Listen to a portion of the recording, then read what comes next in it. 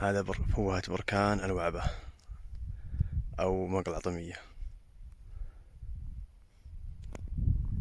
تقريبا كيلوين في كيلوين، في عمق 300 متر تقريبا أو 200 متر.